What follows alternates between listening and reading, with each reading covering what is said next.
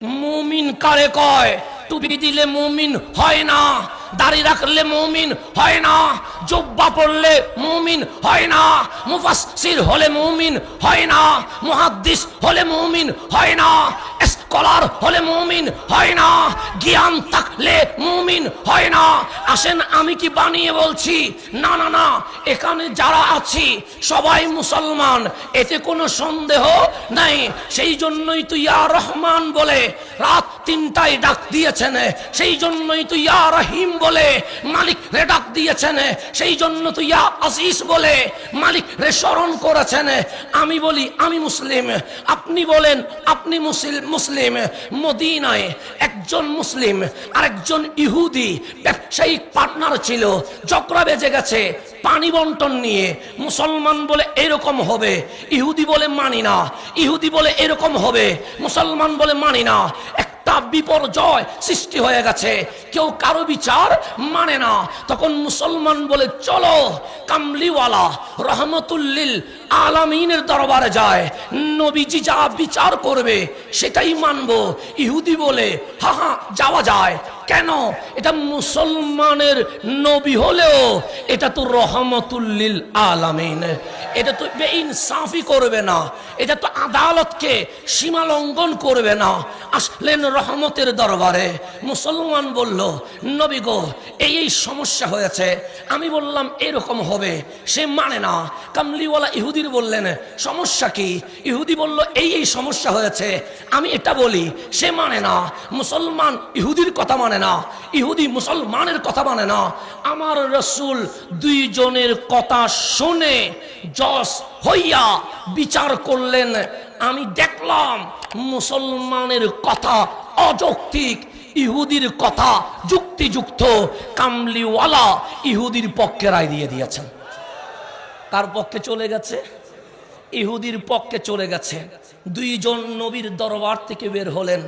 বের হওয়ার পর দাড়ি আছে, পাগড়ি আছে, সিজদার দাগ আছে, বগলে আল কোরআন আছে, হাতে মিসওয়াক আছে। সে বলল নবীর বিচার মানি না। ইহুদি বলে নাই। কে বলছে? মুসলমানে দাড়ি আছে না নাই? জুব্বা আছে না নাই? পাগড়ি আছে না নাই? আছে। এলম আছে না নাই? বগলে কোরআন আছে তো, হাতে মিসওয়াক আছে তো। বললেন নবীর বিচার মানি না। ইহুদি বলে বিচার তো আমি করি নাই, তোমাদের রাসূল করেছে। তখন মুসলমান বলে আমাদের মাঝে আফদালুন নাস হিসেবে উম্মত যারে মানে উনি আবু বকর সিদ্দিক, চলো ওনার কাছে যায়, উনি যে বিচার করবে সেটাই মানবো। এখন ইহুদি ভাবে নবীটা যদি এরকম হয়, না জানি নবীর উম্মতটা কিরকম হবে। আমার কোনো অবজেকশন নাই, চলো আবু বকরের কাছে। গেলেন আবু বকরের দরবারে, উনিও মুসলমানেরটা শুনলেন, ইহুদিরটাও শুনলেন।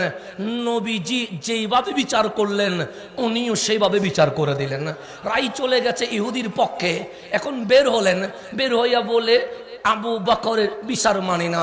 ইহুদি বিরক্ত হলেন, কিরে তুমি তোমার নবীর বিচার মানো না, তুমি তোমার নবীর উম্মত, আবু বকরের বিচার মানো না, তো মানবে কার বিচার?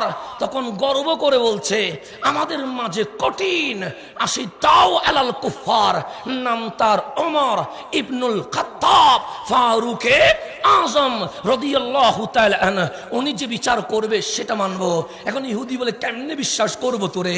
তুই তো নবীর বিচারও মানিস নাই, তুই তো সিদ্দিকে আকবরের বিচারও মানিস নাই, ফারুকের বিচার মানবি, বিশ্বাস করবো কেমনে? তখন মুসলমান হাতে হাত রেখে বলছে এটাই লাস্ট, তোমাকে অন্য কারো দুয়ারে নিয়ে যাব না। বলে তাহলে চলা যায়। গেছে ফারুকে আজমের দরবারে। ইহুদি বড় বিরক্ত হয়ে বললেন আমার তার দাড়ি আছে, জুব্বা আছে, পাগড়ি আছে, কোরআন আছে, তাসবিহ আছে, কিন্তু নবীজি এইভাবে বিচার করলেন। ও কি বলল? মুসলমান বলে বিচার মানি না। এরপর গেলাম আবু বকর সিদ্দিকের কাছে, উনি কি বিচার করলেন? সে নবীজি যা বিচার করছে তাই তো করছে। উনি কি বলল? মুসলমান বলে বিচার মানি না। তো মুসলমান কি বলছে? সে ওমর যেরকম বিচার করবে সেরকম মানব। মানবো। ফারুক আজম তার দিকে ফিরলেন, ডাক দিয়ে বললেন, ইয়া রাজুল, হে পুরুষ, তুমি কি এই কথা বলেছো? হ্যাঁ বলেছি। আমি বলছি ওমর যেই বিচার করবে সেটাই মানবো। ফারুক আজম তরবারি বের করে বলছে যে কামলিওয়ালার বিচার মানতে পারে নাই, আমার বিচার দুনিয়াতে তাকার কোনো অধিকার নাই। এক কোপ দিয়ে দুই ভাগ করে দিয়েছে। এক কোপ দিয়ে কয় ভাগ? কারে? দাড়িওয়ালারে? কারে?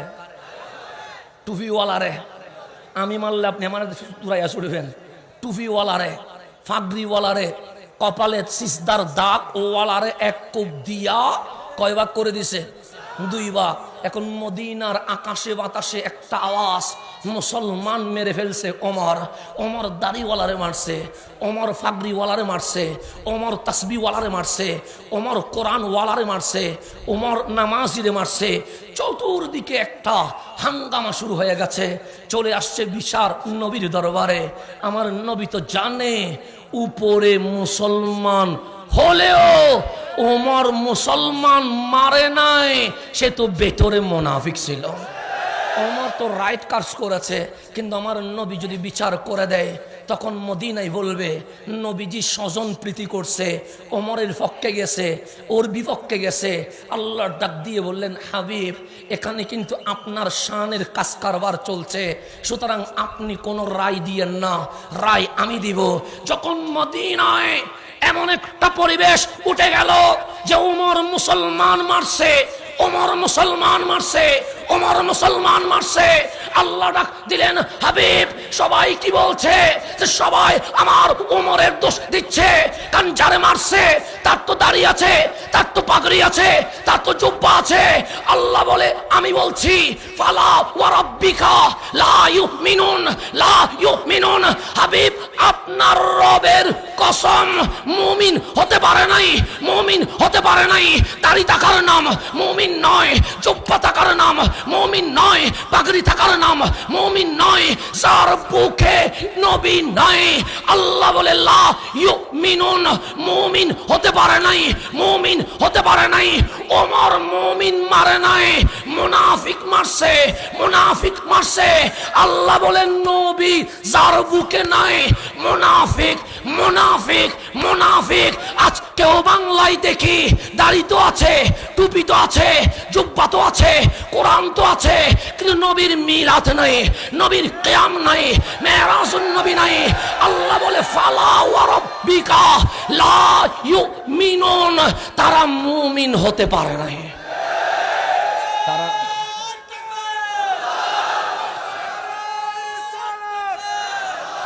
তারা মুমিন হতে পারে, এটা ঘোষণা কার?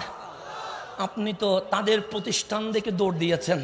আল্লাহ বলে, লা ইউমিনুন, মুমিন হতে পারে নাই। আপনি তার দাড়ি দেখে দৌড় দিয়েছেন। আল্লাহ বলে, লা ইউমিনুন, মুমিন হতে পারে নাই। মালিক মুমিন কারে কয়? আল্লাহ বলে, তিনটা জিনিস যার কাছে থাকবে তারে মুমিন বলে। এক নাম্বার, হাত্তা ইউহাক্কিমুকা ফিমা শাজারা বাইনাহুম, তাদের মাঝে ঝগড়া হলে বিচারক অমুক তমুক নয়, বিচারক আমার রসুলরে মানতে হবে। এটা কয় নাম্বার? এক নাম্বার।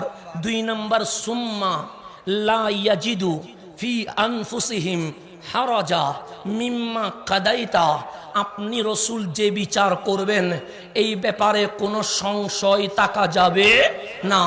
তিন নাম্বার, ওয়ায়ুসাল্লিমু তাসলিমা, তার পছন্দ হোক আর নাই হোক আপনার বিচারকে 100তে 100 মানতেই হবে। তাহলে আল্লাহ আমাকে আপনাকে সবক দিলেন, নবী যদি তোমার মূল হয় এটার নাম ঈমান হয়, নবী যদি তোমার মূল না হয় এটার নাম ঈমান হওয়ার কোনো সুযোগ নাই।